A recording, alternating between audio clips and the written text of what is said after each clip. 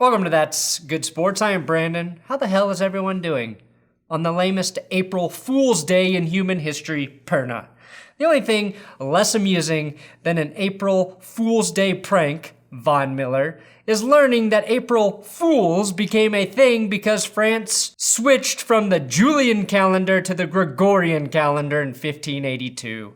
The only way that's interesting is if you can imagine the Julian calendar as just a bunch of dudes named Julian posing shirtless for yearly calendars. And then in 1582 they switched to guys named Greg. Speaking of guys with names, the Bengals released Dre Kirkpatrick, Chris Godwin has submitted to Tom Brady, O.J. Simpson reviews The Tiger King, Adam Schefter is sick of the NFL's bull crap, and the college quarterback draft order may be shaking up. And today, I have a great episode for you.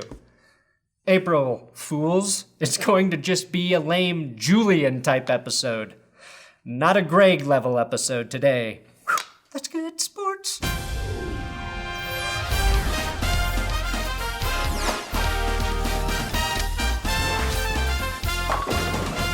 Please subscribe to this YouTube channel if you're new here. Today's episode is sponsored by Audible, which is great timing considering all of us have a lot more time to kill.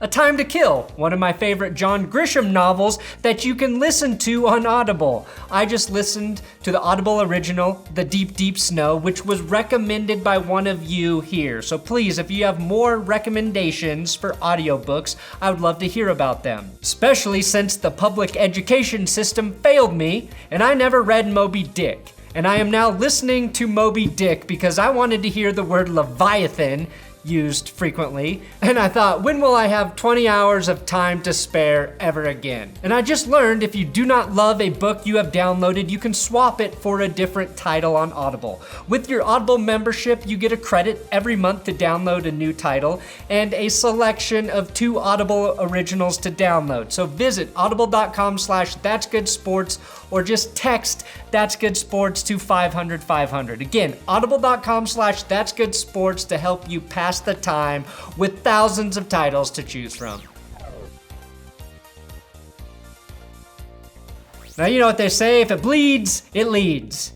Tonight's leading story, expert murderer O.J. Simpson confirms he believes Carol Baskins fed her husband to tigers. And not that you even need context because those sentences together are amazing, but Baskins is from the hit Netflix docuseries Tiger King. And if you haven't seen it, all you really need to know is she runs a big cat reserve in Florida and probably murdered her husband and then fed him to tigers. That idea is more real now after seeing O.J. Simpson provide his review of the show on Twitter. Tiger King. Well, yesterday I watched this show. And oh my God, is America in this bad a shape? White people, what's with you and wild animals? Leave them animals alone. He is right, white people be crazy. One thing I will say, there's not a shred of doubt in my mind that that lady's husband is tiger sashimi right now. I'm just saying. Take care and I hope you find something better to watch. Takes one to know one. Hey, Twitter world, yours truly. Hey, all you cool cats and kittens. It's Carol at Big Cat Rescue. Hey, Twitter world, yours truly. Hey, all you cool cats and kittens. Hey, Twitter world, yours truly. Hey, all you cool cats and kittens. Now, OJ is so good at getting away with murder, he knows you wear gloves even when you're just talking about it. I think someone who's really good at editing should take the 10-part OJ series and change every name and every face, but keep all of the events exactly the same, and then show that to OJ Simpson and see what he thinks happened. Kill them all, of course.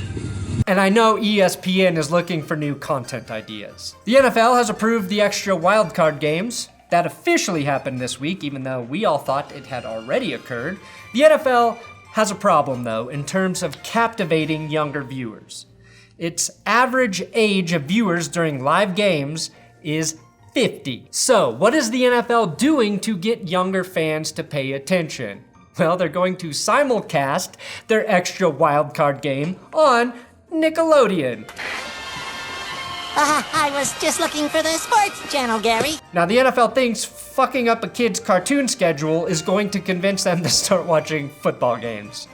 Hey, cool kids, we interrupt your normally scheduled SpongeBob on Nickelodeon to talk about nickel defenses instead. Here's an idea, NFL. How about you make going to an NFL game affordable for the average American family? Creating a bonding experience around the game is how you win over new viewers. I started watching football games intently because my mom and dad and grandpa were all too drunk to pay attention to me. Not because I sat down to watch Ninja Turtles or Darkwing Duck and was force-fed a playoff game that I had no fucking interest in. Now, the Cincinnati Bengals have released corner Dre Kirkpatrick because they're deploying the Vikings secondary this season instead. Kirkpatrick is a decent corner, but I had to use this opportunity to show you his famous 101-yard interception that did not result in a touchdown. I agree, there's very little special about picking off Brock Osweiler, but I show this to remind everyone that end zone in Mile High Stadium is pick 6 cursed. That is the exact same spot Champ Bailey's 99-yard interception of Tom Brady in the playoffs was knocked out of bounds by Ben Watson. Now, Kirkpatrick is 30 years old and would be a nice addition to an established secondary that just needs one final piece. Buccaneers receiver Chris Godwin has given up his number 12 to Tom Brady and has taken the number 14 for himself. The worst part is he didn't even charge Tom Brady for the number swap. He got nothing. It is a smart move, though, by Godwin to help convince Brady to give him more targets than Mike Evans, though. If Mike Evans wants extra balls, he's going to have to pay for a lifetime membership to the TB12 method and give Tom Brady his blood every week like Julian Edelman did. Now, Godwin did post this picture of what a terrible apocalyptic future might look like. Oh, fuck me. And stated that he gave up the number for Brady due to respect. Basically the lamest reason you can give anything away for free. You need to pay for jersey numbers in this league. It is its own economy. The old Giants punter, Jeff Feagles, gave up his number twice to Eli Manning and to Plexico Burress and got a family vacation in an outdoor kitchen out of it. Chris Godwin is the better player at this point in time. I think he should be gifted something that can't be measured, like 12 days of Christmas. Who gets 12 days of Christmas? At best, maybe kids of divorced parents get 2 days of Christmas. So if Godwin did get 12 gifts from Tom Brady every December, that seems fair. Now that April has begun, it is the appropriate time for me to start talking about the NFL draft. Joe Burrow is the presumed number 1 overall draft pick, and Tua Tagovailoa has been the presumed number 2 QB until now. A couple things happened this week in the NFL news cycle that have brought attention to the quarterback draft order. One report has stated that the Miami Dolphins are interested in trading with the Bengals to obtain the first overall pick, and the other reports are that the Dolphins do not love Tua. Both of those things may be smokescreens, but I think there could be substance here. I'm not so sure the Dolphins are all in on Tua the way that people think. I do not think the Bengals would be dumb enough to pass on drafting Joe Burrow, but I do believe the Dolphins, with 3 first-round draft picks, would inquire about what getting that number 1 pick would cost. If they did inquire, you could determine that they may not be sold on the idea of drafting Tua at 5. The buzz right now is that teams who would be in the market for a quarterback have major concerns about Tua's injury history. That is not new news. What is a bit surprising is some teams now think Justin Herbert might be a better prospect because of Tua's durability issues. The crazy thing is the Dolphins do have the firepower to make that move happen. They have 3 first-rounders and 2 second-rounders this year, and because of Bill O'Brien's incompetence, they have the Texans' first and second-round picks in 2021. That is 5 first-round picks and 4 second-round picks to play with over the next 2 drafts. The question is, would Zach Taylor prefer Tua Tagovailoa to run his offense over Joe Burrow? If I'm a head coach, I want the injured player. So I can always use his help as an excuse as to why I am not winning yet. 2-14 again? Oh, just wait until Tua gets healthy. We'll get better. 1-15 the next year? Whoa. When Tua recovers from those baseball bat to the knee wounds, this team is going to start winning. You can't fire me yet. And if anyone will tolerate that, it's the Bengals.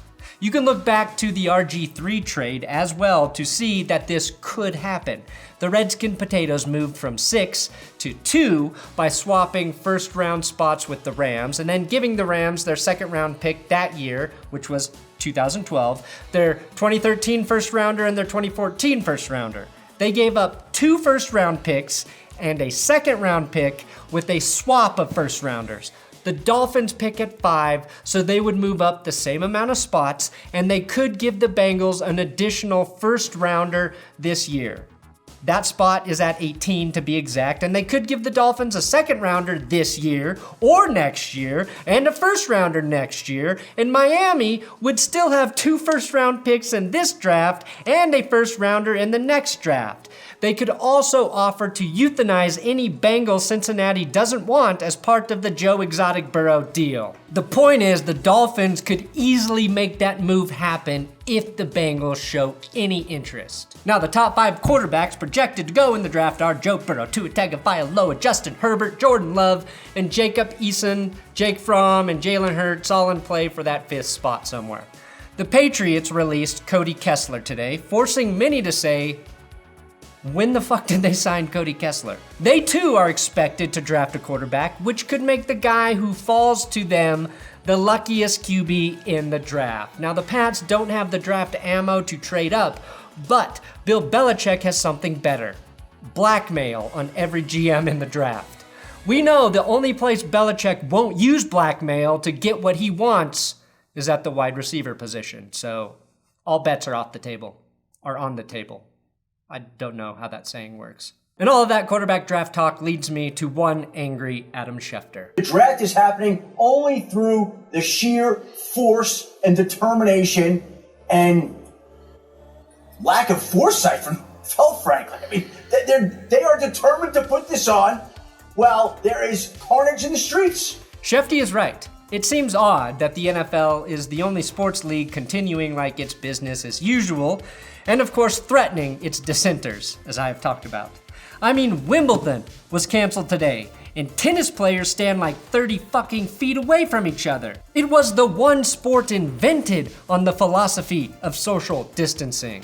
Now, I have to admit, I am torn about the NFL draft. I need it for my livelihood. I also want to see it be somewhat of a disaster for entertainment purposes.